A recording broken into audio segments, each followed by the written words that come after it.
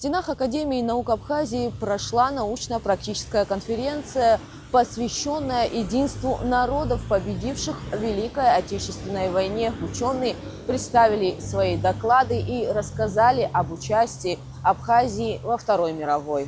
Великая Отечественная война явила миру непоколебимое мужество и стойкость, героизм многонационального советского народа. Из Абхазии на фронт ушли более 55 тысяч человек. Напомнить о сплоченности разных народов при защите Отечества в тяжелые годы, о героях, еще раз всмотреться в историю – основная цель научной конференции, прошедшей в стенах Академии наук Абхазии. Всякая война, она разрушительна, несет несчастье, беды и горе, кроме того, что гибнут люди. Поэтому, я думаю, будет правильно, если мы выразим свою почтение, память павшим в боях за защиту нашей Родины не только в Великой Отечественной войне и в других войнах. Минутой молчания я предлагаю.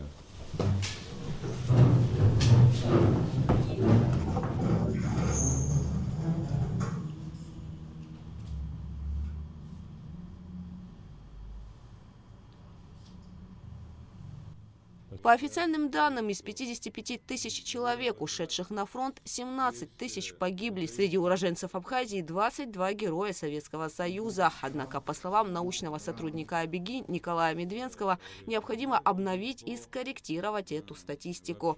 Для начала я хотел бы попытаться на аргументах оспорить несколько все вот эти цифры, потому как, на мой взгляд, скромный, все они нуждаются в некой корректировке в сторону увеличения.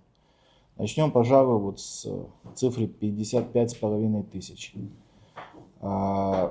Эти данные были получены преимущественно на основе документов из военкоматов, районных, городских, плюс в ряде случаев учетно-послужные карточки офицерского состава. Но, к сожалению, при этом не учитывалось несколько категорий.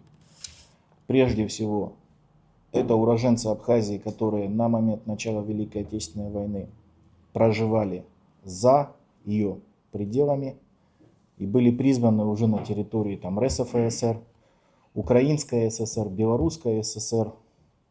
Бывали случаи призыва с Эстонии, Прибалтика. Вот недавно коллеги из Эстонии передали информацию по нескольким десяткам погибших уроженцев Абхазии, которые пали смертью храбрых. Это преимущественно или 41-й, ну, соответственно, 44-й год на территории бывшей Эстонской ССР. Так вот, по базе данных «Подвиг народа», «Память народа», ОБД «Мемориал», место призыва значилось Эстонская, соответственно, ССР, не Абхазия. Но это же тоже как бы наши люди, да? Согласно переписи населения, 1937-1939 год, при всей известной истории, скажем так, вопросы были к этим переписям, но только абхазов к моменту начала Великой Отечественной войны на территории только РСФСР около 1000 человек проживало. Соответственно, можно логично предположить, что часть из них была призвана, соответственно, райвоенкоматами, горвоенкоматами местными, да? И они не вошли в это число 55,5 тысяч. В рамках конференции были представлены доклады о преемственности поколения героев от Великой Отечественной до специальной военной операции, историографии Абхазии во Второй мировой. Что касается историографии Великой Отечественной войны в абхазской науке, первая большая работа вышла лишь в 1960 году, и это была и то.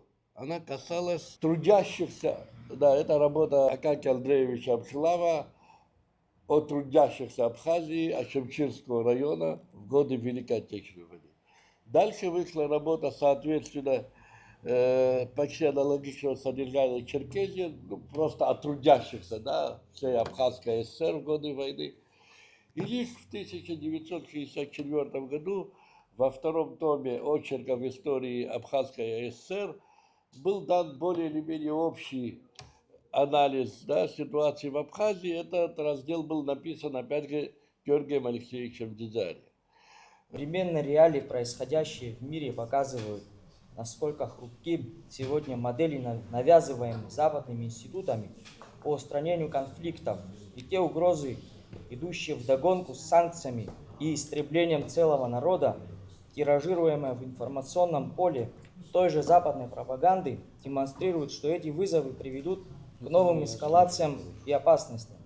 В этих условиях важно помнить об исторической роли преемственности поколений героев, когда на фронтах Первой мировой войны, Великой Отечественной войны народа Абхазии и специальной военной операции сражались наши предки бок о бок и побеждали врага. Так и сейчас эта традиция взаимопомощи, союзничества, фронтового братства продолжает сокрушать фашистскую идеологию.